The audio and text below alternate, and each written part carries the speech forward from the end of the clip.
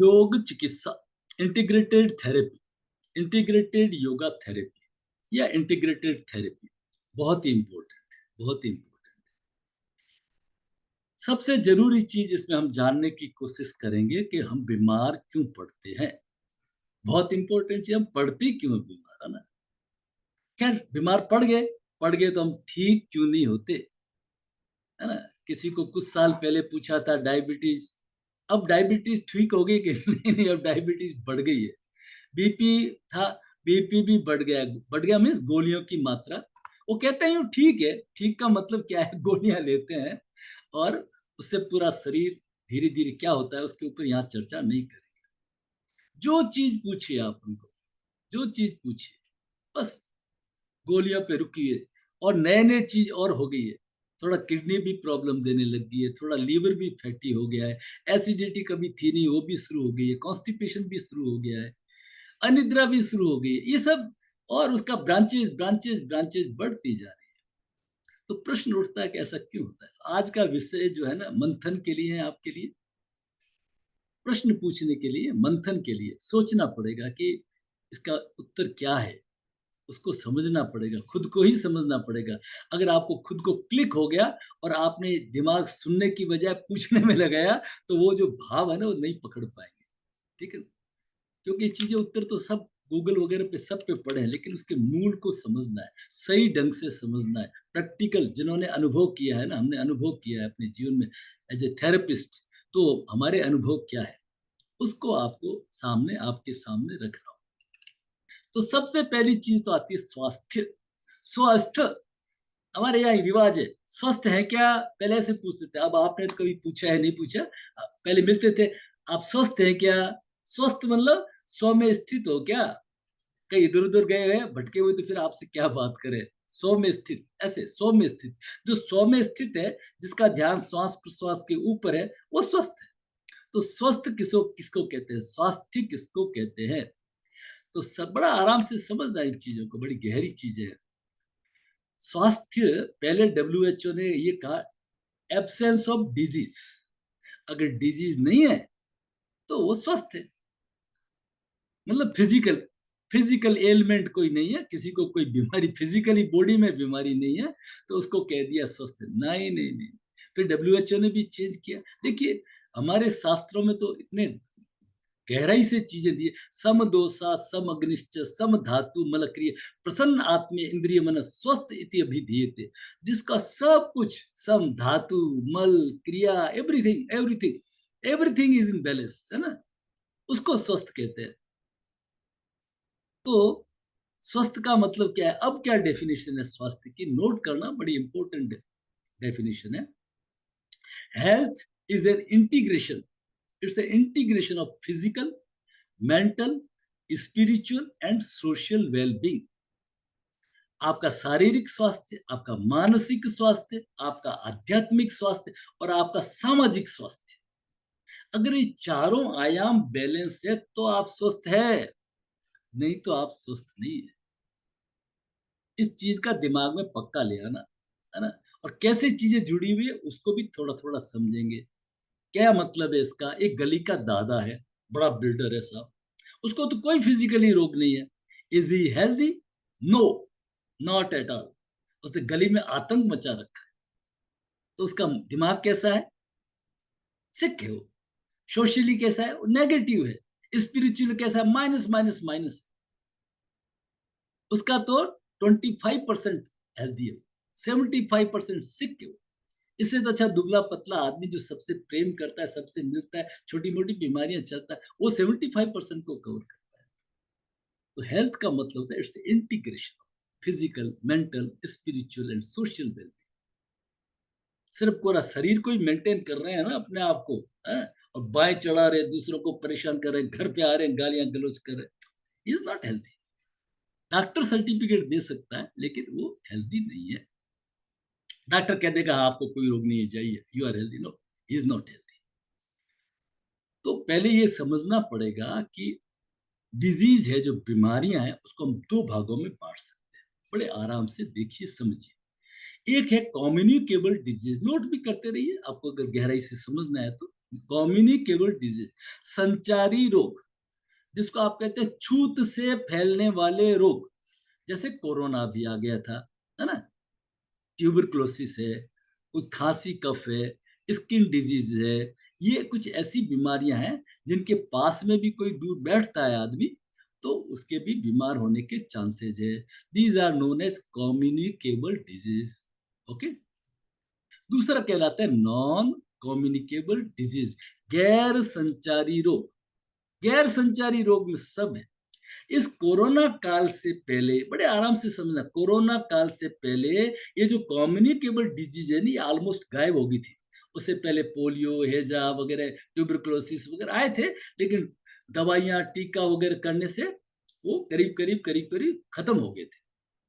Corona ने आकर के सब परिस्थितियां बदल दी। अदरवाइज जो नॉन कम्युनिकेबल डिजीज है, जैसे किसी को कैंसर है, किसी को मान लीजिए बीपी है, हार्ट है, शुगर है, अनिद्रा, इंसोम्निया है, इंडाइजेशन है, गैस्ट्रिक्स है, कॉन्स्टिपेशन है, ठीक है, ये सब बीमारियां नॉन कम्युनिकेबल डिजीज। इसका मतलब क्या है? गैर संचारी है, छूत से फैलती नहीं है। एक हार्ट पेशेंट है, आप उसके साथ खाना खाइए, बैठिए, कोई प्रॉब्लम नहीं है। लेकिन कोरोना पेशेंट के साथ खाना तो बहुत दूर की बात है, आप नजदीकी भी नहीं बना सकते, क्योंकि वो कम्युनिकेबल डिजीज है। ठीक है। तो मेन जो आप बीमारियों से जो परिचित है ना, अब मेन जो बीमारियों से परिचित है वो है नॉन कम्युनिकेबल डिजीजेस, गैर संचारी रोग। और ऐसा वातावरण है इस माफिया का, मेडिकल माफिया का इतना बड़ा वातावरण है कि उसमें आपको बोलने से कोई मतलब नहीं, आप सब चीजें जानते हैं। बचपन से ही बच्चों में, बड़ों में, सब में एक धारणा बन गई है कि it's a part and parcel of our life. Diabetes तो होगा, बीपी तो होगा, एक मतलब लोगों ने स्टेटस सिंबल बना लिया, सब इकट्ठे हुए हैं, लाल लाल पीली पीली सब गोलियां निकाल रहे हैं, सब खा रहे हैं। हाँ, थोड़ा डायबिटीज है, थोड़ा शुगर, थोड़ा थोड़ा है। सब मतलब ले रहे हैं, कर रहे हैं अपने आप को जैसे एक अच्छा सिंबल। मेरा ये थेरेपी का, इन चीजों का बड़ा एक्सपीरियंस रहा है। हालांकि इन चीजों का यहाँ जिक्र नहीं है, सिर्फ सरोदय है। लेकिन एक चीज समझने की है, जो जो चीज मूल समझने की वो रखूंगा। ये कोई यहाँ पे एम्स का वो या दवाइयों का वो मेरे को नहीं समझाना, वो मेरा सब्जेक्ट नहीं है यहाँ पे। ठीक है। तो जो भी बच्चे एडमिशन लेते योगा के लिए, उनसे मैं एक फॉर्म देता था। ठीक है ना, मैंने शायद आपको एक उसमें डाल भी रखा है, योगा डूज एंड डोंट्स के अंदर शायद डाल रखा है, एक आपको वीडियो भेजा है पहले। तो चलिए, कोई बात है, फॉरम है वो। तो फॉरम के अंदर बच्चे लिख देते। तो एक बिटिया आई, कितनी उम्र, 23 साल की, थुलथुली सी थी। उसको वैसे तो वेट लॉस था, प्रॉब्लम तो वेट लॉस था। अभी उसकी शादी वादी नहीं हुई है, जॉब वगैरह कर रही टीचर की। और मेरे पास में आई है सर्वाइकल पेन के लिए, गर्दन में दर्द है। उसने लिख लिख के झुका के गर्दन को खराब कर दिया।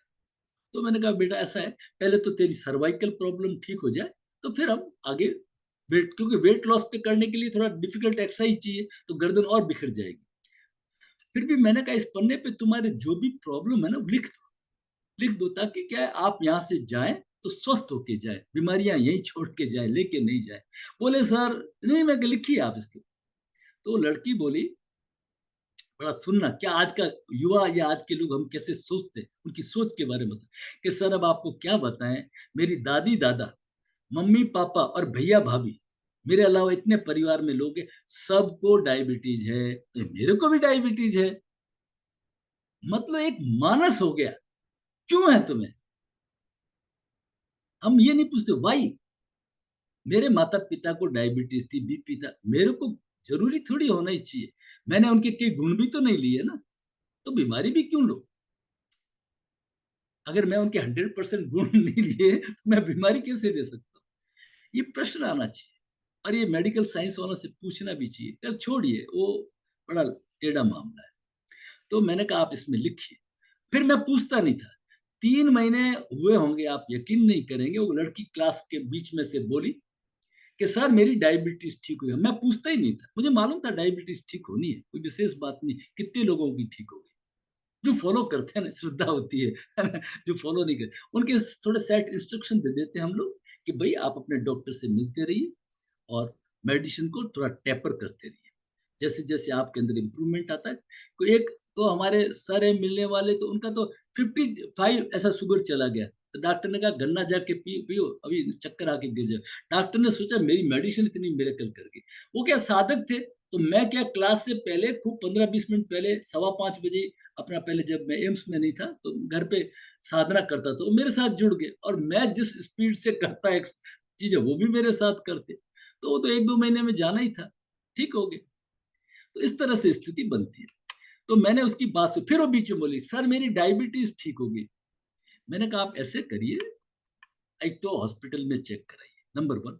फिर HbA1c टेस्ट करा लीजिए, इसमें 3 महीने का फ्लक्चुएशन वगैरह आ जाता है कि सर मैं मिलिट्री ऑफिसर की लड़की हूँ, हमारा सब टेस्ट MH में होता है, सब घर का होता है, मेरा भी होता है, और मैंने HbA1c भी टेस्ट करा लिया, इट इज ओके सर।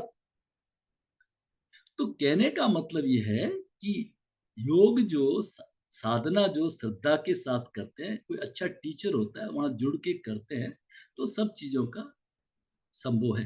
ठीक है, तो चलिए, तो हम बात करेंगे यहाँ पे, क्या बात करेंगे, नॉन कम्युनिकेबल डिजीज। अपने सब्जेक्ट पे वापस आ जाइए। तो हमें, हमारा मकसद सिर्फ रहेगा नॉन कम्युनिकेबल डिजीज, हम उसी से फेस करते हैं, और वही हमारा प्रॉब्लम का बड़ा कारण वही है, नॉन कम्युनिकेबल डिजीज। कोरोना वगैरह को छोड़ दीजिए, ठीक है, ओके। नॉन कम्युनिकेबल डिजीज को हम 3 पार्ट में बांट सकते हैं, है ना। एक तो लाइफ स्टाइल डिजीज, एक ऑटो इम्यून डिजीज, और तीसरा है साइकोसोमेटिक डिजीज। 3 पार्ट है, आप सब जानते हैं। लाइफ स्टाइल डिजीज, हमने अपनी लाइफ स्टाइल को बदल दिया। पहले क्या होता था, जो भी, जैसे आज से आप ये कोशिश करेंगे सूर्य में खाना, चंद्र में पीना, एक सर्केडियन साइकिल को मेंटेन करना, है ना। पहले हर आदमी अपना भूख से खाना खाते थे, प्यास से पानी पीते थे, समय पे सोते थे, अंधेरा ज्यादा रहता था, लाइटें कम थी, तो मेलाटोनिन वगैरह बनता रहता था, आराम से नींद आ जाती थी, पूरा सर्केडियन साइकिल के अनुसार जीवन था। अब बिल्कुल पूरा वर्ल्ड का एक ग्लोबल नौकरी हो गई, रात रात जग रहे हैं, ठीक है ना। खाना नहीं, नहीं अभी कुछ नहीं, मेरा एक प्रोजेक्ट पूरा हो जाए, है ना। कोई बीच में पानी पी रहा है वो कर रहा है, लेकिन खाना नहीं खा रहा है ना। फिर जब भट्टी बुझ गई, चंद्रसूर आया तो खाना खा लिया, पानी नहीं, पानी भी नहीं पिया, नहीं अभी कुछ नहीं, मेरा एकदम कंसंट्रेशन मत करो, आप चले जाओ सब। मतलब उसका कोई टाइम टेबल ही नहीं। रात को 2-3 बजे सोना, हमारा एक ग्रोथ हार्मोन बनता है, जो छोटा सा पिट्यूटरी ग्लैंड में आपको बताया था, ग्रोथ हार्मोन का टाइम है रात को 8 से 2 बजे तक। 8 से 2 बजे के तक के बीच में अगर आप ज्यादा से ज्यादा सोते हो तो आपका ग्रोथ हार्मोन बनेगा, तो उस पीरियड हमारा जागने में लग जाता है, तो ग्रोथ आपकी रिटायर्ड होगी। तो ये है, इस तरह से इसको कहते हैं लाइफ स्टाइल डिजीज। लंबा चौड़ा इसमें बताने की जरूरत नहीं है, और एक लाइन में बताएंगे, युक्त आहार विहारस्य, 6 अध्याय का 17वां श्लोक, युक्त आहार विहारस्य युक्त चेष्टस्य कर्मसु युक्त स्वप्नावबोधस्य योगो भवति दुःखा। ये योग जो है, ये जीवन है आपका, दुखों का निवारण करने वाला कब बनेगा, when everything everything will be in युक्ति। जैसे आपको खाने का भी बताया ना, इतने होशियार हो गए, मैं तो खाने के समय क्या टीवी ऑन कर लेता हूँ, है ना, मोबाइल भी रख लेता हूँ, थोड़ा अखबार भी सामने रख लेता हूँ, और बच्चों को भी डांट डूट देता हूँ, ऑफिस में भी बात कर लेता हूँ, मैं तो अपना टाइम सेव कर लेता हूँ। ये मतलब ये पागलपन का दौर चला हुआ है, जबकि भोजन और भोजन एकांत में होते हैं। 5-10 मिनट का ही तो टाइम चाहिए ना, 5-10 मिनट का ही तो टाइम चाहिए। मेरे एक गुरुजी थे, तो वो एक CEO थे, साउथ के थे वो, हैदराबाद के।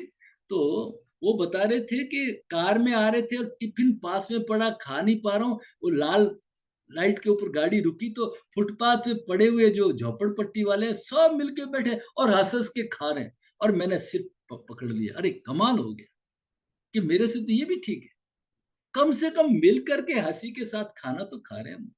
छोड़ दिया उन्होंने, सन्यासी हो गए, छोड़ दिया, वो क्लिक कर गया, उन्होंने कहा ये तो कोई लाइफ थोड़ी है, मतलब कोई लाइफ नहीं है। मैं ये नहीं कहता, मतलब कहने का मतलब क्या है, हम उन छोटी छोटी चीजों को, बारीकियों को देखते नहीं, हम गूगल में देखते हैं, आसमान नीचे तो नजर जाते नहीं।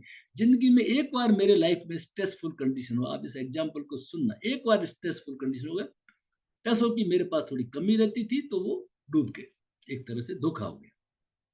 मैं पहली बार डिप्रेशन में आया, पहली बार मेरा थोड़ा सा BP वगैरह थोड़ा लड़खड़ाया, फर्स्ट टाइम, मतलब मैं स्कूटर पे आ रहा था ऑफिस, मेरे ऑफिस के पास में एक अंधा भिखारी, डंडा लिए हुए, छोटा उसका बच्चा, और वो कभी बच्चा पीछे चला जाता, कभी बच्चा आगे चला जाता और खिलखिला के हंस रहे हैं। मैंने स्कूटर वहीं पे रोक दिया। अरे, क्या मैं इस भिखारी से भी ज्यादा कमजोर हो गया? क्या हो गया, नुकसान हो गया? तो मतलब जीवन को थोड़ा सा जीने का तरीका चेंज करना पड़ेगा। एक जो हम ये आर्टिफिशियल लाइफ जीते हैं ना, उससे थोड़ा बाहर आना पड़ेगा। एनीवे, तो ये है हमारी लाइफ स्टाइल, उसके ऊपर ज्यादा चर्चा करने की जरूरत नहीं। खाना पीना सब कुछ हमारा डिब्बा बंद हो गया है ना, जिसके ऊपर बड़े बड़े लेबल लगे हुए हैं, चमकदार है, अंदर कुछ भी डाला हुआ है, ये हम खाते हैं, उसको हम सभ्यता समझते हैं, खड़े खड़े खाते हैं, है ना। पनीर खा रहे हैं शादियों में, देखो अरे पनीर आएगा कहाँ से? गाय तो पहले से 1/10 रह गई, पॉपुलेशन 10 टाइम्स से ज्यादा बढ़ गया। उस समय दूध पूरा नहीं था, अब दूध कहाँ है, पनीर है कहाँ? मतलब ऐसा पूरा जीवन अलग हो गया किस्म का, उसके ऊपर अब ज्यादा चर्चा नहीं करेंगे। दूसरा इंपॉर्टेंट चीज आती है, वो आती है हमारी ऑटो इम्यून डिजीज। ये बहुत इंपॉर्टेंट चैप्टर है, ऑटो इम्यून डिजीज आती है। ये इम्यूनिटी हमारी हमारी सेल ही अपने सेल को दुश्मन मानने लग जाती है। हमारी सेल ही अपनी सेल को दुश्मन मानने लग जाती है। अब आप इन चीजों को थोड़ा मैं बताऊंगा ना एग्जाम्पल पे, आप समझेंगे अरे ऐसा भी कोई संभव है। यस, ऐसा संभव है। हमारी पहला स्टेप क्या हुआ, हमारी कथनी में और करनी में फर्क आ गया। हम बोलते क्या है और करते क्या है। अब आप थोड़े से एग्जाम्पल से समझिए। वर्मा जी है, घर में बैठे हैं, बड़े मजे से टीवी देख रहे हैं, पास में एक छोटा बच्चा है, बीबी है, बड़ा आराम से देख रहे हैं, संडे का दिन है, ठीक है ना। और क्या हुआ, बेल बजी तो थोड़ा सा खिड़की में से देखा और शर्मा जी आ गए और गालियां शुरू कर दी, कैसा बेवकूफ आदमी है, हा? बिना पूछे बिना घंटी किए आ गया, इसमें अकल ही नहीं है बिल्कुल ही, है ना। पागल कहीं का है, ओ अंट संट बोलना अंदर अंदर शुरू कर दिया। बच्चा आपका सुन रहा है, ठीक है। बच्चा सुन रहा था, आपका शरीर भी तो सुन रहा है ना, वो भी सुन रहा है। अब क्या, वो तो आ गए अंदर, आगे तो आपने दरवाजा खोला, ओ आइए शर्मा जी आइए, मैं तो आपका इंतजार कर रहा था। वो बच्चा कहता है ये मेरे पापा जो पहले कह रहे थे वो सही थे, या अब कह रहे हो सही? He get confused. Like that, in the same manner, आपके शरीर की सेल भी कंफ्यूज हो जाती है। मेरे शरीर की सेल आपकी शरीर की सेल से लव करती है, आपस में कम्युनिकेशन करती है, वो प्रेम की भाषा जानती है। जब आप हेट्रेड करते हो ना, ईर्ष्या करते हो, क्रोध काम क्रोध लोभ मोह मद मत्सर, है ना, तो ये सब में मेरी सेल कंफ्यूज हो जाती है। तो आज का जो आदमी है ना, वो बड़ा दुरंगा है। इस तरह से वो गिरगिट की तरह रंग बदलता है। हम सोचते हैं क्या हुआ, हम तो बहुत होशियार नहीं, वो चित्रगुप्त है ऊपर, वो चित्र चित्र बनाता रहता है, कैसे गुप्त गुप्त बना रहता है, नाम सुना ना चित्रगुप्त का? वो गुप्त गुप्त चित्र बनाता रहता है, हमारे हमारे कर्मों की चित्र। ऐसे ही हमारी सेल जो है ना, वो अंदर भी चित्रगुप्त है, वो भी उसको लिखती रहती है, पूरा सिस्टम। अब हुआ क्या, उससे हमारा ऑटो इम्यून सिस्टम बिल्कुल डिस्टर्ब हो गया। कैसे डिस्टर्ब हुआ और वो क्या करता है, उसको मैं आपको थोड़ा सा पहले थोड़ा सा रिलैक्स कर देता हूँ, ज्यादा आपको तनाव में नहीं लेकर के, ठीक है ना, बड़ा आराम से कुछ आपको। मैं जैसलमेर हमारे पास में, मैं जैसलमेर में बहुत लंबे समय रहा। जैसलमेर का ये जो आप देख रहे हो, ये वेस्टर्न, यहाँ पे पाकिस्तान है, भावलपुर वगैरह पाकिस्तान है, ये जैसलमेर है हमारा। जैसलमेर से करीब 122 किलोमीटर के ऊपर है, एक बोल्डर के ऊपर एक छोटा सा एक मंदिर है, स्थान है, उसका नाम है तन्नोट। ये बॉर्डर के ऊपर है तन्नोट। ये क्या प्लेस है? तन्नोट, ठीक है। माता जी का मंदिर है, छोटा सा मंदिर। कैसा मंदिर था, आप अगर कल्पना ही नहीं करोगे, बिल्कुल कच्चा सा। ये तो है हमारे सैंड ड्यून्स, जैसलमेर बॉर्डर, रेत के टिब्बे, रेगिस्तान का जहाज, ठीक है। ये एक छोटा सा मंदिर था, एक छोटा सा मंदिर था, आपको अभी स्पष्ट दिखेगा नहीं, कहीं से मेरे को एक पिक्चर मिल गया, कोई 20 बाई 10 का मामूली रहा होगा। और ये बिल्कुल कमजोर सा, क्या है, जैसलमेर में जितना कंस्ट्रक्शन हुआ ना, इवन किले का हुआ, फोर्ट का भी हुआ ना, तो पानी नहीं था वहां पे। तो पत्थर भी ऐसे वो जुड़े हुए हैं, उससे मेटेलिक स्ट्रिप से जुड़े हुए हैं ज्यादातर, पानी को कम से कम। तो ये क्या है, जैसलमेर का एक पत्थर आता है, जैसलमेर में एक किला तो पीले पत्थर का बना हुआ है अलग से, लेकिन बाहर गांव में एक सफेद पत्थर आते हैं, जो बड़े कमजोर से होते हैं, सफेद पत्थर बड़े कमजोर से होते हैं, उससे बना हुआ है। कहने का मतलब उसको धक्का भी दे देना तनोट माता के मंदिर को तो गिर जाए एक तरह से, ऐसा कमजोर सा मंदिर था। अब हुआ क्या, अब आप थोड़ा सा देखना, मैं आपको छोटा सा मनोरंजन कर देता हूँ, माता के दर्शन करा देता हूँ। ठीक है, तो ये है तन्नोट के, इधर एक किशनगढ़ है, ये इधर लौंगे वाला है। और 65 तक आप मानिए पाकिस्तान हमसे ज्यादा आगे था काफी मामलों में, सैन्य सामग्री लड़ाई वगैरह के, क्योंकि वो अमेरिका से जुड़ा हुआ था, नाटो का सदस्य था। तो अमेरिका ने उसको पैटेंट टैंक्स दे दिए थे, नए नए बने थे, कि बस सीधा आप जाओ। और इनके पास में पूरा इनपुट था कि यहाँ पे इंडियन आर्मी का कोई अरेंजमेंट नहीं है, कोई नहीं के बराबर अरेंजमेंट है, आप तो जाओ इसको घेर लो। तो पाकिस्तान ने क्या किया, इधर किशनगढ़, इधर लौंगेवाला, और इधर ये यहाँ पे तन्नोट, इस तरह से पाकिस्तान चारों तरफ आ गया। और ये लोग बोट्स वगैरह लेके आए थे, नौका जहाज वगैरह, ये नौका वगैरह, ताकि कहीं पानी आएगा ना तो पानी को भी क्रॉस करने में आसानी हो जाए। इस तरह का सब तैयारी करके आए थे। ठीक है ना। अब हुआ क्या, जब ऐसे मानो तो चौकी के ऊपर चार एक जवान थे। ठीक है ना, तो एक जो उनका हेड था वो माता जी के मंदिर में गया, उसने माता जी से प्रार्थना वगैरह किया। ठीक है ना, कि भाई माँ अब तो जाना है, कोई मतलब नहीं। ठीक है ना। तो हुआ क्या कि रात के समय में ये चार लोग जो थे, सैंड ड्यून्स जो होते हैं ना, रेत के टिब्बों में से, ऐसे टिब्बों के अंदर बीच में आया हुआ था मंदिर, ये चारों तरफ घिरा हुआ था, ये दूर दूर तक ऐसे टिब्बे थे बने हुए, ऐसे जो रेत के पहाड़, टिब्बों का मतलब ऐसे रेत रेत के पहाड़, ऐसे पहाड़ पहाड़ से बने हुए से। तो इन्होंने क्या किया, चारों तरफ से चार फौजी खड़े हो गए, चारों तरफ से इन्होंने फायर करना रात को शुरू कर दिया। मरना तो है, कोई दिक्कत ही नहीं था, एक टैंक, क्या छोटा सा टैंक भी बहुत काफी था इन लोगों के लिए। तो चारों तरफ से अंधेरे में इन्होंने फायर करना शुरू किया। और पाकिस्तान के पास तो इनपुट था, कोई है ही नहीं वहां पे। और तो हुआ क्या, ये पाकिस्तान की जो ये आर्मी थी आपके किशनगढ़ वाली, और ये लौंगे वाला वाली, ये सब आपस के अंदर कंफ्यूज हो गई। इन्होंने देखा इधर से इंडिया है, इसने देखा इधर से इंडिया है, इधर से देखा इंडिया इंडिया है। मिसकम्युनिकेशन के कारण आपस में एक दूसरे को मारना शुरू कर दिया। इतना आर्म एमुनिशन भरपूर था इन लोगों के पास में, रात भर फायर करते रहे। और कितना फायर किया, हजारों बम गिराए, हजारों बम, 300 बम तो इस मंदिर के आसपास ही गिरे। इस मंदिर को सही मायने में गिराने के लिए एक बम भी बहुत ज्यादा था, अति था। 300 बम गिराए गए इसके ऊपर, कितने, 300 बम।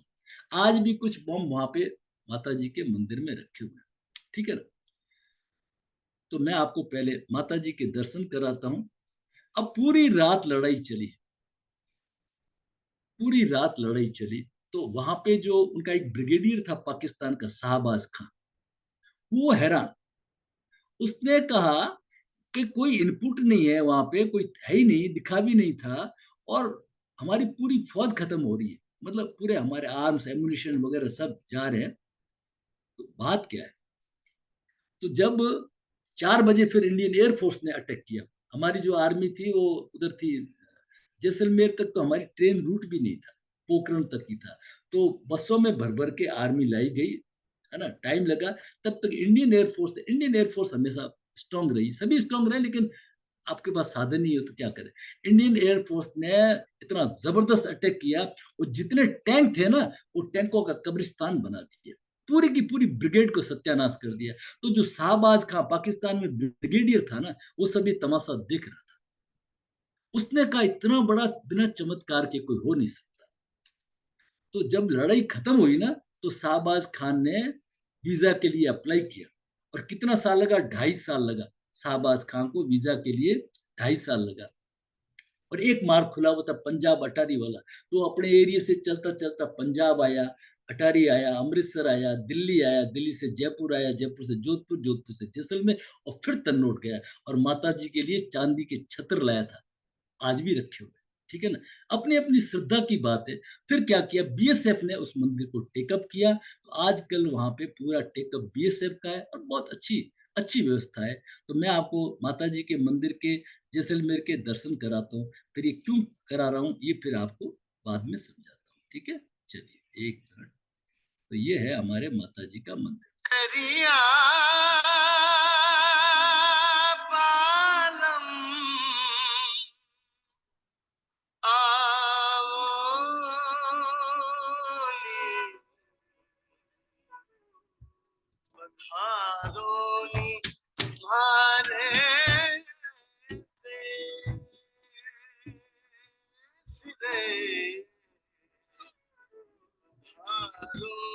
ये जैसलमेर की हवेलियां, किला है ये।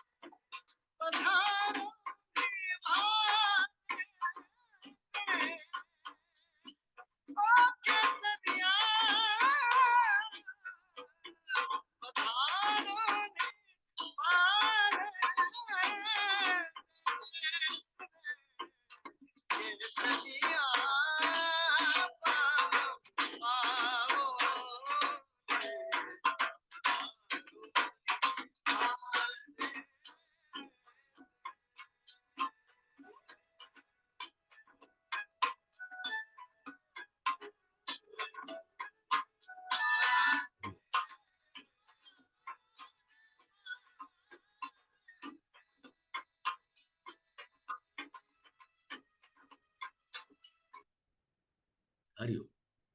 ये है हमारे तन्नोट माता जी का मंदिर। ठीक है, अब मैंने आपको ये कहानी क्यों बताई, इसका क्या रीजन है? ये मतलब ये है कि जब हमारी सेल ही हमारी दुश्मन बन जाती है, हमारी सेल को ही हमारी सेल अपना दुश्मन मान लेती है। इधर भी पाकिस्तान, उधर भी पाकिस्तान, इधर भी पाकिस्तान, और पाकिस्तान पाकिस्तान को ही अपना दुश्मन मान रहा है। उसको कहते हैं ऑटो इम्यून डिजीज। उसका नाम है ऑटो इम्यून डिजीज। कैसे काम होता है इसका? ये बड़ा ऑटो इम्यून डिजीजेस बहुत ज्यादा नाम है, और सवाल ही नहीं ठीक हो सके।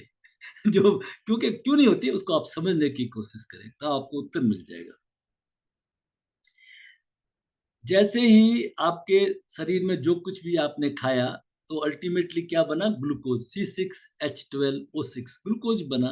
तो लीवर कहता है पेनक्रियाज भाई थोड़ा सा इंसुलिन छोड़िए, तो पेनक्रियाज अपने बीटा सेल को कहता है भैया इंसुलिन छोड़िए।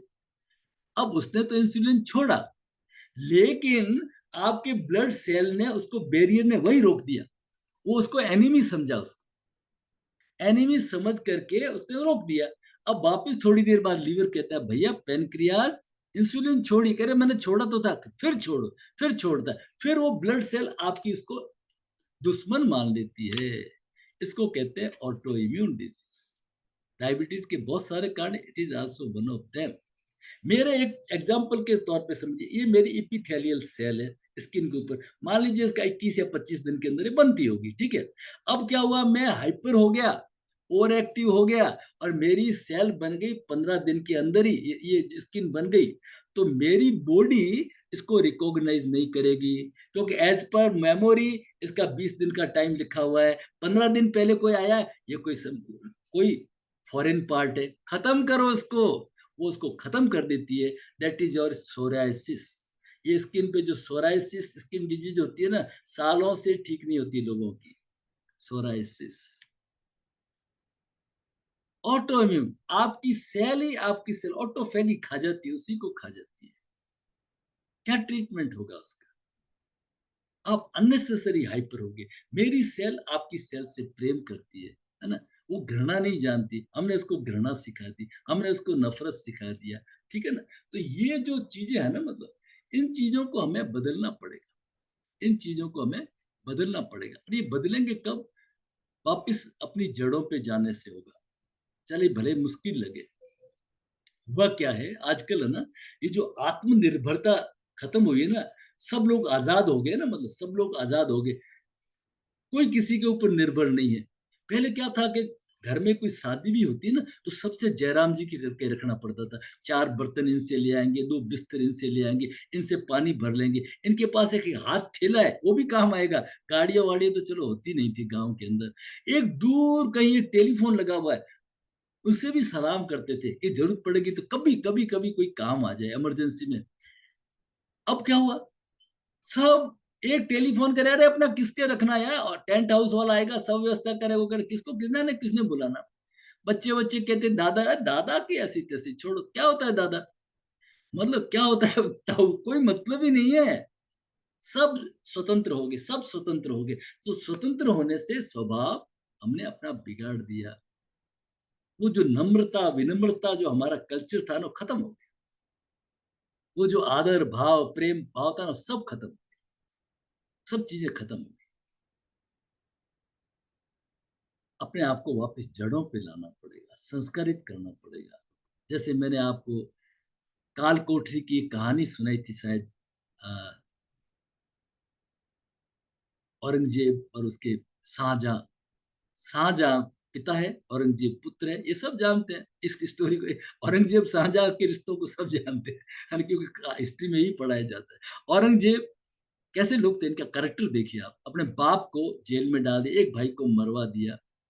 तरीका देखिए इन लोगों का, उनको पढ़ाया जाता है। और हमारा कैरेक्टर कैसा रहा है आप देखिए, एक सिंहासन के लिए।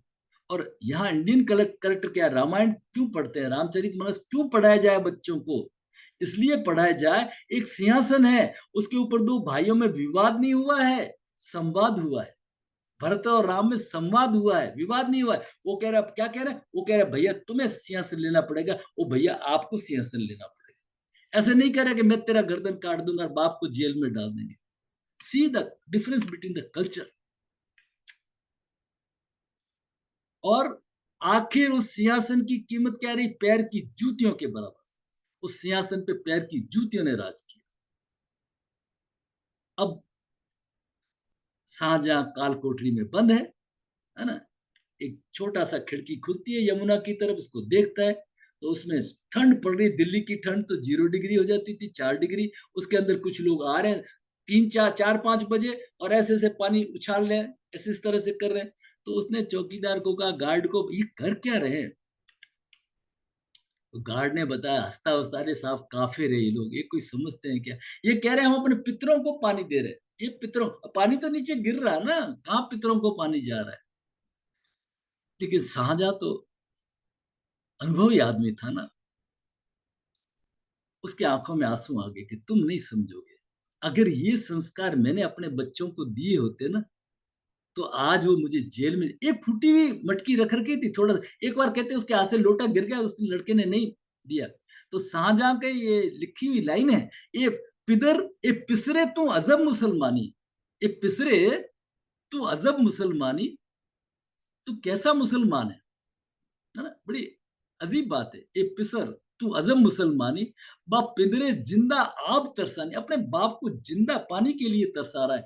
"आफरीन बाद हिंदवान सदबार", मैं उन हिंदुओं को 100-100 बार नमन करता हूँ, सलाम करता हूँ। आफरीन, आफरीन, आफरीन। वो क्यों? कि वो अपने मुर्दों को भी पानी देते हैं। अपने मुर्दों को भी पानी देते हैं, और तुम अपने जिंदा बाप को भी पानी दे रहे हो। ये मेरे साथ में एक बार ऐसा घटना हुआ। हम भी, हर हिंदू जो है ना, थोड़ा-सा पढ़ लिख लेता है ना, अपने आप को सेकुलर, ये मूर्ति पूजा गलत है, ये राम मंदिर गलत है, ये सब बड़े-बड़े भाषण देने लग जाता है। हर इसलिए हिंदू तो रहे नहीं, कुछ सेकुलर हो गए, कुछ इधर हो गए, कुछ इधर हो गए, थोड़े बहुत से रह गए, ठीक है ना? तो ये जो चीज़ें हैं ना, मैं एक बार ऐसे बोल गया था एक जगह पे, मैंने शायद आपको बताया होगा, बड़े प्रोग्राम के अंदर बच्चों को गाइडेंस के लिए। तो विवेकानंद केंद्र कन्याकुमारी की हेड आई थी पद्मश्री निवेदिता दीदी, है ना? जो मोदी जी वगैरह के अच्छे, जिनसे बहुत ज़्यादा क्लोज़ है। तो उसने उन्हें ये कहा कि इस तरह का है, ये संस्कारधानी है भैया, तुम नहीं समझोगे। बच्चों को ऐसे ट्रेन करना पड़ता है ना? हमारे पास बच्चे आते हैं, घर वाले कहते हैं बहुत हाइपर है, दौड़ता रहता है, कंट्रोल में नहीं आता। आप कैसे ठीक करोगे? हम इसको पादहस्तासन कराएँगे। पादहस्तासन से अपने पैर छुएगा तो फिर आपके भी पैर छुएगा। एक डेवलपमेंट करना पड़ता है, कल्चर का डेवलपमेंट करना पड़ता है। तो ये जो चीज़ें हैं ना, इनको सुधारना पड़ेगा, ठीक होना है तो, ठीक है ना? अब होता क्या है, हमने जो राइट नोस्ट्रिल पढ़ा है हमारा, ये क्या करता है, सिंपैथेटिक एक्टिवेशन करता है। सिंपैथेटिक एक्टिवेशन का मतलब ये फाइट एंड फ्लाइट मोड पे ले जाता है। ये हमारे शरीर में एनर्जी बनाता है, ऊर्जा बनाता है। सौरयोग से जोड़िए, अच्छी तरह समझिए इसको। तो ये जो हार्मोन्स बनते हैं, पिट्यूटरी को थोड़ा आपको दिखाया था, ये जो हमारे कैमरा है, रूप, रस, गंध, शब्द, स्पर्श, उससे टीआरएच आता है, टीआरएच से फिर टीएसएच बनता है। अगर किसी ने क्लास अटेंड की तो 2-2 3-3 बार ये चीजें रिपीट हुई है, ठीक है ना।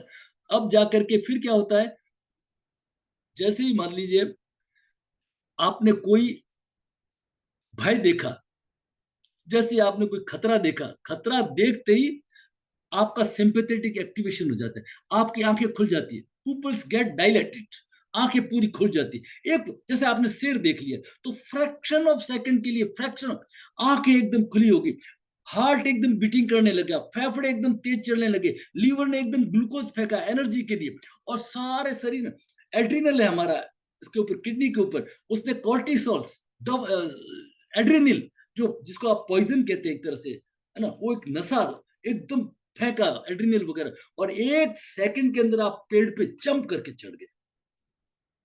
और अगर आप चढ़े तो आप हैरानी हुई कि मैं तो पेड़ पे कभी चढ़ा नहीं और जंप करके चढ़ गया, इतनी एनर्जी। कोई तीसरी मंजिल पे खड़ा तो दम से कूद गया, आग लगा, अरे ऐसे कैसे हो गया? क्योंकि उस समय बॉडी के अंदर ये हमारा सिंपैथेटिक एक्टिवेशन होता है, सूर्य नाड़ी एक्टिव होती है, ये सूर्य नाड़ी सिंपैथेटिक एक्टिवेशन की पार्ट है।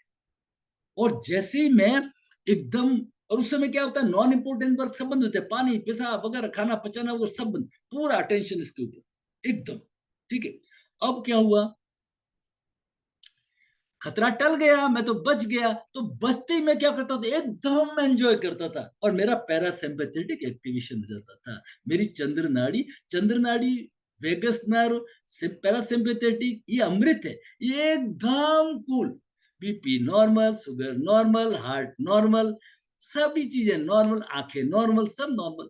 अगर उस फ्रैक्शन ऑफ सेकंड के पीरियड में अगर मैंने कोई मेडिकल टेस्ट कर लिया होता तो डॉक्टर कहता है ये आदमी जिंदा ही नहीं हो सकता, ये तो आदमी हो भी नहीं सकता। जिसका बीपी, हार्ट रेट उसकी 300 के पहुंच गई है, जिसका शुगर उसका 200-250 पहुंच गया है, जिसका पंप कर रहा है, फेफड़े इतना पंप कर रहे हैं, जिसके अंदर इतना एड्रिनल कोर्टिसोल बन गया है इतना, वो आदमी तो गया। लेकिन क्या होता था, फ्रैक्शन, और फ्रैक्शन ऑफ सेकंड के बाद में क्या करता था, मेरा पैरासिम्पैथेटिक, और मैं एंजॉय करता था, ठीक है, एंजॉय करके मैं रिलैक्स नॉर्मल। क्योंकि पैरासिम्पैथेटिक, ईड़ा क्या है, ईड़ा अमृत है। वेगस नर्व क्या है, ये पीएसएन का जो पार्ट है, वेगा मैंने घूमती रहती है, वांडरिंग नर्व, ठीक है ना। तो सबको cool down, cool down, cool down, cool down, relax, relax, relax, okay. अब क्या हुआ है, ये चीज इंपॉर्टेंट है इसको समझना। अब क्या हुआ है, अब हम चार दीवारी में आ गए, घरों में आ गए, हम जंगल में नहीं है, लेकिन हमारी फिजियोलॉजी जो पहले थी जंगल में थी, वो एज इट इज है। जंगल में हमारा फाइट एंड फ्लाइट मोड रहता था। परमात्मा ने जंगली जानवरों से बचने के, कुत्ता बिल्ली है तो आप फाइट कर लो, शेर आ गया तो आप फ्लाइट कर लो, ये फाइट एंड फ्लाइट मोड बनाया है परमात्मा ने, हमारी सेफ्टी के लिए बनाया। लेकिन अब हम घरों में आ गए, घरों में आ गए तो अब क्या है, हमारे शेर कौन है, हस्बैंड वाइफ, हस्बैंड वाइफ, माँ बेटा, बेटा बेटी, अड़ोसी पड़ोसी, बॉस सबॉर्डिनेट, ये हमारे टाइगर्स हैं, जिससे न तो हम फाइट कर सकते और न हम फ्लाइट कर सकते। ये इंपॉर्टेंट पॉइंट समझिए। और उनका चेहरा सामने आया और बॉडी के अंदर कार्टिसोल्स, एड्रिनल, पॉइजन बनना शुरू हो गया। अब एंजॉयमेंट का तो टाइम ही नहीं है। ऑफिस में उस बॉस का जैसे ही चेहरा आया, बॉस के भी बनने लग गए और हमारे भी बनने लग गए, और ये, इसको वापस नॉर्मल होने का कोई चांस ही नहीं है। वाइफ हस्बैंड, हस्बैंड वाइफ, अड़ोसी पड़ोस, ऊपर से तो राम राम कर रहे हैं, अंदर से देखते देखते देखते कॉर्टिसोल्स पॉइजन बनने लग गए, एड्रिनल्स बनने लग गए, बनने लग गए, पॉइजन बनने लग गया तो हमारा पूरा बॉडी पॉइजनस। ये बीमारियों का बहुत बड़ा बड़ा बड़ा कारण है, ठीक है ना। चलिए, अब आपको थोड़ा और रिलैक्स करते हैं। एक बहुत इंपॉर्टेंट चीज आती है, उसको कहते हैं साइकोसोमेटिक डिजीज। क्या कहते हैं, ये बहुत इंपॉर्टेंट पार्ट है, बहुत इंपॉर्टेंट पार्ट है, ठीक है ना। हमारे यहाँ पे शास्त्रों में बताया है, हमारा शरीर पंचकोशी है। इसको बड़ा नोट करिए, ये आज का टॉपिक बहुत ही आपको जीवन में हमेशा काम आने वाला है। पंचकोशीय शरीर। Our body is made of 5 layers. जैसे प्याज की लेयर होती है ना, प्याज की लेयर नहीं, जैसे लेयर की तरह समझिए, 5 पर्दों की। उन 5 पर्दों के नीचे हमारा आत्म तत्व छिपा हुआ है। हमारा जो परमात्म तत्व है ना, आत्म तत्व 5 पर्दों में छिपा हुआ है। ऐसे हमारे शास्त्रों में कहा है। किस शास्त्र में कहा है? उस शास्त्र का नाम है तैत्तरीय उपनिषद। ये छोटे छोटे उपनिषद है। ये तैत्तरीय उपनिषद के 3 पार्ट है, शब्दवल्ली, ब्रह्मवल्ली और तीसरा है भृगुवल्ली। तो भृगुवल्ली के अंदर ये इन चीजों का वर्णन है, ठीक है ना, भृगुवल्ली। ओके, तो हमारे जितने शास्त्र है ना, उस संवाद के अंदर है। शिव पार्वती संवाद, कृष्ण अर्जुन संवाद। तो ये वरुण भृगु संवाद। वरुण कौन है? पिता। और भृगु कौन है? पुत्र। ठीक है। हमारे यहाँ जैसे मैंने आपको पहले बताया कि शिव स्वरोदय में, सांख्य में, योग में, जिसको हम तत्व कहते हैं, उपनिषद में, वेदों में उसको हम ब्रह्म कहते हैं। हमारे जितने भी साधक या जितने भी लोग होते थे, उन सबका एक उद्देश्य होता है, मैं ब्रह्म को जानना चाहता हूं। ब्रह्म इज द अल्टीमेट रियलिटी। वो तत्व, तत्व का नाम यहाँ पे क्या आ गया? ब्रह्म। मैं उस अल्टीमेट रियलिटी को जानना चाहता हूँ, जिसको आप ब्रह्म कहते हैं। ठीक है ना? तो इस तरह का एक संवाद है। तो भृगु अपने पिता वरुण के पास में आता है। वरुण गुरु भी है और वरुण पिता भी है। आके कहता है मैं ब्रह्म को जानना चाहता हूँ। तो वरुण कहता है ओके, गो टू लेबोरेटरी, तपस्या करिए। क्या साधन क्या था? हमारे पास में साधन था तपस्या। तपस्या करिए, वन में जाइए, है ना। और मेडिटेशन है, it will reveal all thing. ये सब चीजें दिखने लग जाएगी, जैसे महावीर को दिखी, बुद्ध को दिखी, नानक को दिखी, अपना ध्रुव को दिखी, सबको, राम जी को दिखी, सबको ऐसे सब चीजों के उत्तर मिलने लग जाएंगे। वो जाता है और लौट के आता है। अन्नम ब्रह्मोति व्यजानाथ। ये जो सारा संसार है किससे बना हुआ है? अन्न से बना हुआ है। ये मिट्टी का पुतला मिट्टी से बना है, और मिट्टी का पुतला पोषित उसी से होता है, फिर मिट्टी में मिल जाता है। अन्नम ब्रह्मोति व्यजानाथ। उसका पिता कहता है very good, very good, you are on right track, आगे बढ़िए, आगे बढ़िए। फिर वो आगे बढ़ता है, कुछ दिन बाद में फिर आता है, वो कहता है नहीं नहीं नहीं, इस अन्नमय कोश, ये जो अन्न की जो फिजिकल बॉडी, अन्नमय कोश फिजिकल बॉडी है ना, इसके ऊपर क्या है? एक प्राणिक शरीर है। इसके ऊपर क्या है? प्राण। प्राण है तो जीवन है, प्राण नहीं है तो जीवन नहीं है। प्रथम प्राण और अंतिम प्राण के बीच के स्पान को हम क्या कहते हैं? जीवन कहते हैं। तो कहता है नहीं नहीं। उसका पिता कहता है वेरी गुड, वेरी गुड, और आगे बढ़ो। फिर वो कुछ दिन बाद में आता है कि नहीं, इस प्राण के ऊपर क्या है? मन है। मन एवं मनुष्याणाम कारण बंधन मोक्ष। ये मन डिसाइड करता है कि आप फंसेंगे या लिबरेट होंगे। ये कौन डिसाइड करता है? आपका मन डिसाइड करता है कि अच्छा अच्छा। तो पहले अन्नमय कोश, फिर प्राणमय कोश, फिर मनोमय कोश। फिर वो जाता है तपस्या करने। फिर कुछ दिनों बाद में आता है, आकर के अपने पिता को कहता है कि नहीं नहीं नहीं, इस मन के ऊपर इंटेलेक्ट है, ज्ञान है, विजडम है, बुद्धि है, विवेक है। वो इस मन को नियंत्रित करता है। जैसे मैं पहले दिन से समझा रहा था कि ये जो हमारा शरीर है ना, ये रथ है, उसके अंदर बैठा हुआ रथी है ना।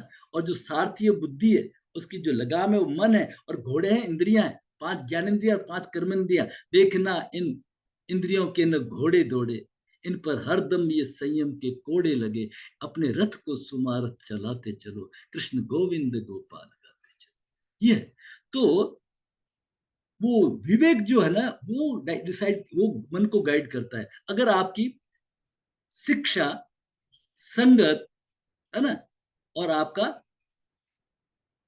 सब सही है, तो आपको अच्छे डायरेक्शन पे ले जाएगा, है ना। और अगर आपकी शिक्षा, संगत, संस्कार ये अगर सही नहीं है, तो राम जी चलाए वैसे ही चले। हमारे यहाँ कहते हैं मारवाड़ी में, भरी जवानी पैसों पल्ले, राम जी चलावे तो ये सीधो चले। कोई भगवान की जवानी है खूब अच्छे से, और पैसा है जेब के अंदर, तो भगवान, जिसकी भगवान की कृपा होती है वही सीधा चलता है, ठीक है ना। बाकी सीधे नहीं चलते, टेढ़े ही चलेंगे, ठीक है। एनीवे, चलिए। तो जिसकी शिक्षा, संगत, संस्कार अगर सही है, तो कौन देता है उसको? विजडम देता है, विवेक देता है, जिसको कहते हैं विज्ञान, विशिष्ट ज्ञान। तो पहला अन्नमय कोश, फिर प्राणमय कोश, इसके ऊपर मनोमय कोश, मनोमय के ऊपर विज्ञानमय कोश। इस तरह का एक विज्ञान का है। आगे थोड़ा और पिक्चोरियल से आपको दिखाते हैं। अब हमारी बात को कौन सुने साहब? पूरी दुनिया में हमारी बात को किसी ने नहीं सुनी। When knowledge falls in weak hands, note करिए इस चीज को, बहुत इंपॉर्टेंट, मैं इसको बार बार दोहराते रहता हूँ। When knowledge falls in weak hands, it loses its value। कौन बोल रहा है? एक पराधीन आदमी बोल रहा है। मनमोहन सिंह जी बोल रहे हैं, नरेंद्र मोदी बोल रहा है। एक आवाज किया कि 21 जून होना चाहिए योग दिवस, हो गया। सब कंट्रीज में, पाकिस्तान भी मना रहा है योग दिवस। कौन कह रहा है? किस प्लेटफॉर्म पे कह रहा है? ठीक है ना, उसके ऊपर बहुत ये डिपेंड करता है। तो हमारी पराधीन लोगों की कौन बात सुने? किसी ने नहीं सुनी। अल्टीमेटली कोई प्रभु कृपा से एक किरिलियन साइंटिस्ट आया, किरिलियन रशियन साइंटिस्ट आया, उसने एक बड़ा सेंसिटिव कैमरा निकाला और उस सेंसिटिव कैमरे से आदमी की चित्र लिए। तो आदमी की चित्र कलर कलर कर अलग अलग कलर के आते हैं, अलग अलग कलर के आते हैं। तो उसने कहा इन कलर के अंदर अगर ये सही नहीं आ, कोई प्रॉब्लम है, तो उस कलर को आप, उस दोष को आप ठीक करो तो आदमी स्वस्थ हो जाए, जिसको हम प्राण ऊर्जा विज्ञान कहते हैं। तो किरिलियन साइंटिस्ट आने से हमारे इस ज्ञान को वैल्यू मिली। और body is made up of 5 सीथ्स। मैं आपको इसको पिक्चोरियल से दिखाता हूं, तब जाकर के इसको मान्यता मिली हमारे विज्ञान को कि ये 5 सीथ से, 5 लेयर से बना हुआ है। कैसे बना हुआ है? 5 लेयर से बना हुआ है। ठीक है ना? चलिए, तो उसको आप थोड़ा समझिए।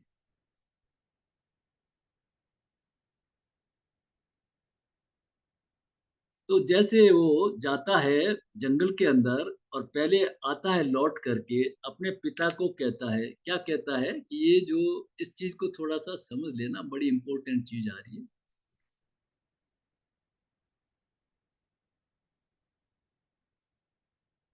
कि ये जो सारा संसार है ये अन्न से बना हुआ है। किससे बना हुआ है? अन्न से बना हुआ है, अन्नमय। मैं आपको पिक्चोरियल, ये सारा संसार किससे बना हुआ है? It is made up of stuff. अन्नम ब्रह्मण विजानात, ये अन्नमय कोश है। उसका पिता कहता है वापिस जाओ, तो वो कहता है नहीं नहीं, इस अन्न के ऊपर एक प्राण में है, एक एनर्जी बॉडी है। उसके ऊपर कौन सी एक, या कलर थोड़ा सा पीला है, आपको दिखेगा नहीं, तो ये इसको कह दिया प्राणमय कोश। इसके ऊपर एक एनर्जी बॉडी है। फिर वो जाता है तो वो कहता है नहीं, इसके ऊपर एक मेंटल बॉडी है, मन है, ये मन है यहाँ पे।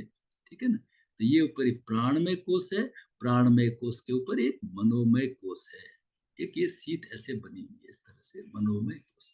ठीक है, पिक्चोरियल ऐसे समझ लो। ठीक है, तो पहले अन्नमय कोश, फिजिकल बॉडी, है ना, फिर प्राणमय कोश, एनर्जी बॉडी, फिर ये मेंटल मनोमय कोश है। फिर हो जाता है सर्च करने, तो फिर वो कहता है नहीं, उसके ऊपर एक विज्ञानमय कोश है। क्या है? उसके ऊपर एक विज्ञानमय कोश है ना। अन्नमय, प्राणमय, मनोमय और विज्ञानमय। ये थोड़े ट्रेंगल है, बड़े लाइट है, आपको दिख नहीं रहे हैं। चलो मैंने ऐसे बना दिया समझने के लिए, कोई दिक्कत नहीं है। अब क्या होता है इसमें, आप देख लीजिए। अब क्या बात होती है, यहां तक तो ठीक था, वो आ रहा था और बता रहा था। अब वो आता ही नहीं है।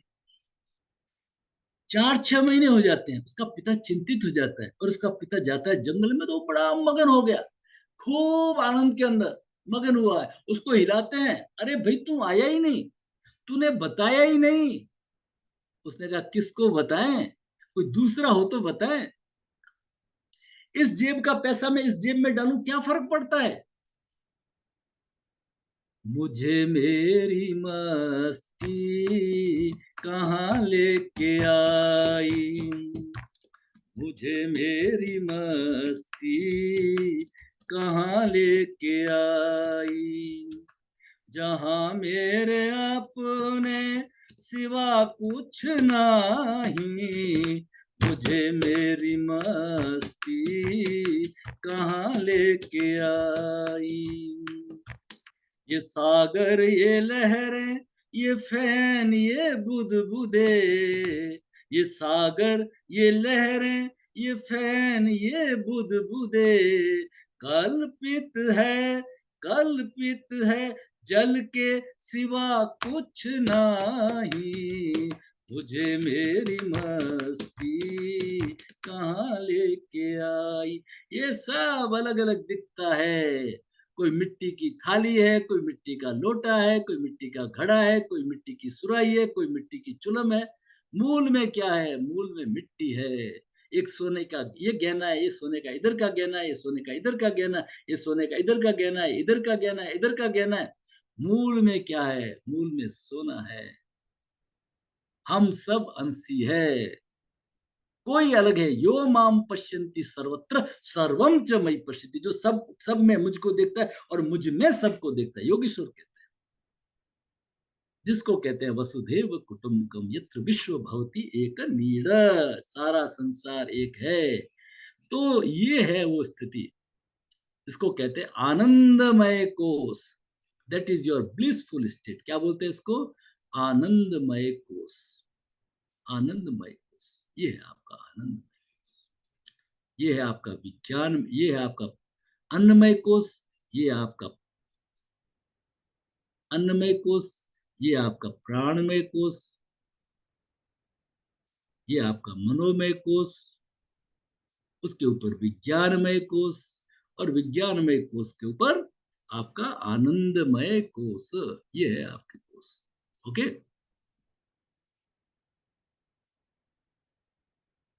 अब आपको ये समझाने की क्या जरूरत पड़ी? तो जो हमारा इंडियन थेरेप्यूटिक साइंस था ना, अब लोगों को इससे क्या समझ में आया उसको आप समझिए। उसको समझा रहा हूं आपको, 2 मिनट के लिए आराम से समझिए।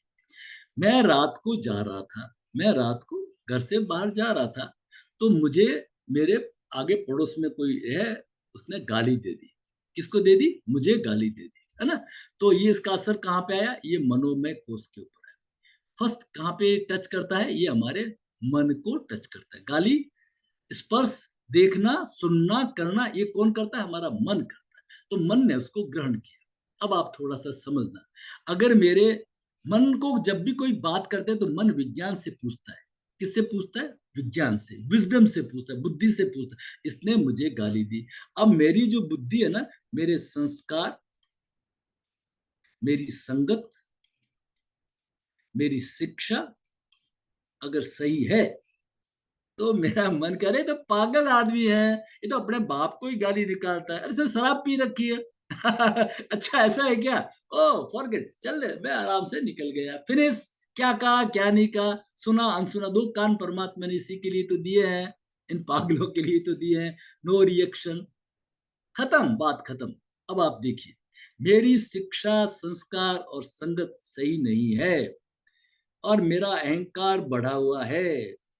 मैं थानेदार, मैं हो रहा, मैं इंजीनियर, मैं फला फला, मेरे को गाली दे दी, मेरे को गाली दे दी। मेरे संस्कार, शिक्षा और संगत बिगड़े हुए हैं। तो क्या होगा? क्या होगा? अब मेरा प्राण तेजी से चलने लगा। उसने एक गाली दी, मैंने उसको 10 गाली दे दी, उसको 10 गाली, और उस पर कोई असर ही नहीं। वो तो अपने घर गया, जाके सो गया। अब मैं वापस घर पे आ गया, उस दिन घूमने नहीं गया, और आकर के सब सुख घंटी कर रहा हूँ। उसने मुझे गाली दे दी, उसने मुझे एक गाली दी, मैं 10-10 जोड़ जोड़ के कह रहा हूँ, है ना। और सांस फूल रहा है, प्राणमय कोष मेरा, उस मनोमय कोष ने प्राणमय कोष को हिला दिया। ठीक है ना। अब क्या हुआ?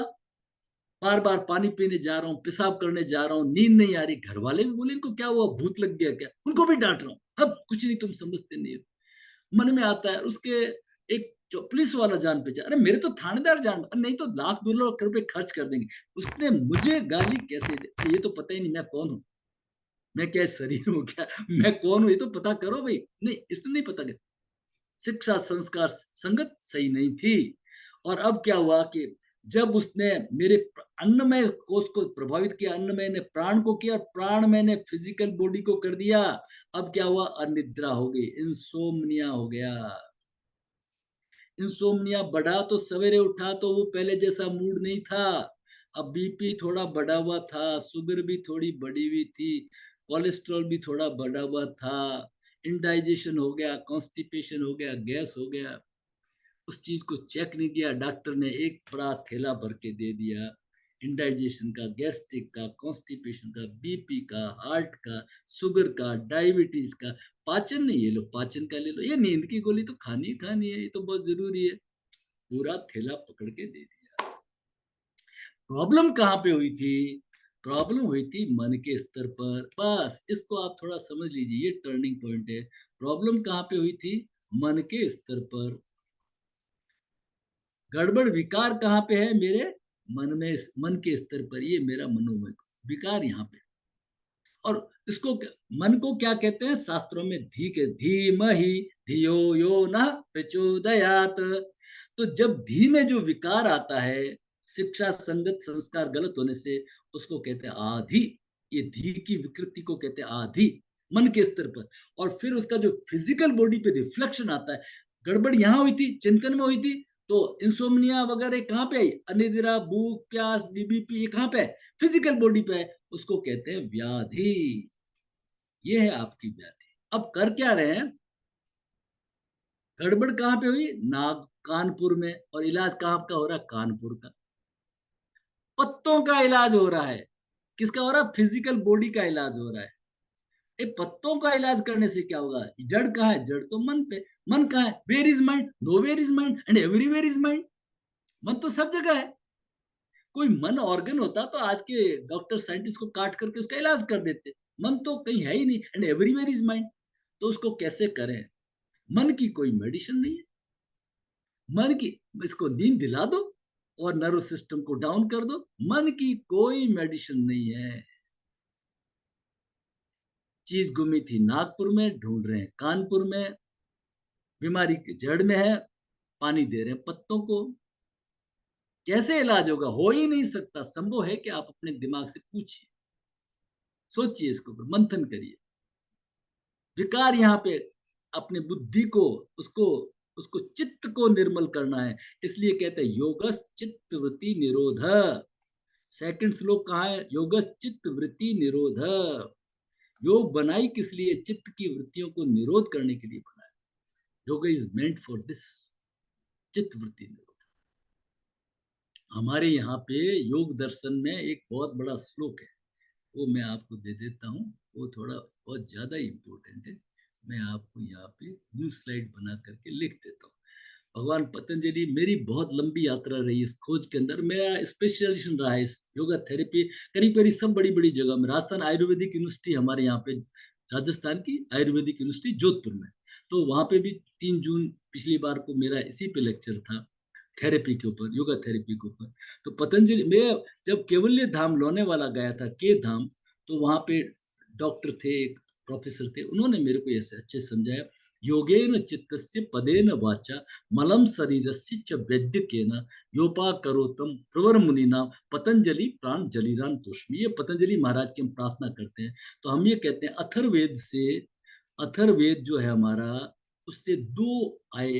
अथर्ववेद के दो उपांग है, एक है आयुर्वेद और दूसरा है योग। ये अथर्ववेद के दो उपांग है। पतंजलि क्या कहते हैं? जब मन के स्तर पर कोई गड़बड़ हो तो आप योग से इलाज करें। क्यों भाई? आयुर्वेदिक, आयुर्वेद को सेकेंडरी रखिए, प्राइमरी किसको दीजिए?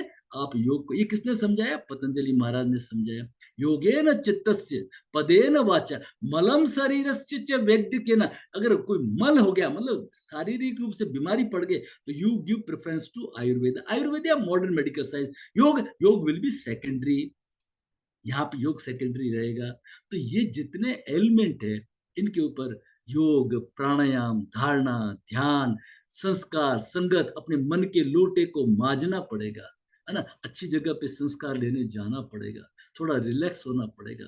फास्ट फास्ट फास्ट तो बहुत हो गए, ठीक है ना। चद्दर तो है जितनी है, उसको इतना खींच लिया, मुंह तो ढक गया, पैर उगड़ गए, ठीक है ना। रिलैक्स होना सीखिए, अपनी चंद्र नाड़ी को जगाना सीखिए। जो आपका जो ईड़ा है ना, ये ईड़ा कलयुग का अमृत है। बड़े बड़े अक्षरों में नोट कर लीजिए। ये चंद्र है, लेफ्ट नॉस्ट्रिल ब्रीदिंग, ये आपके कलयुग का अमृत है। ये इसी से आपका वेगस नर्व एक्टिवेट होता है। कैसे होता है? एब्डोमेन ब्रीदिंग में आपको सब पीछे समझाया हुआ है। तो वेगस एक्टिवेट होता है, इससे आप कूल एंड काम रहते हो। जो वहां पे झगड़ा हुआ था पति पत्नी का, या जो दिन भर हमारे टाइगर्स रहते हैं, उनको हम कैसे न्यूट्रलाइज कैसे नहीं कर सकते? क्योंकि हमारा हमेशा एक ये स्थिति है। ऊपर से तो ऐसा नहीं दिखता है पति पत्नी, ऊपर से तो जयराम जी की दिखानी करनी पड़ती है। अंदर से हमारा कैरेक्टर ये रहता है। ये बहुत सबोर्डिनेट है। ऐसे झगड़ते नहीं है, लेकिन अंदर से हमारे ये अड़ोसी पड़ोसी अंदर से तो जयराम जी की होती है, अंदर ही अंदर हमारे पॉइजन्स बनते रहते हैं।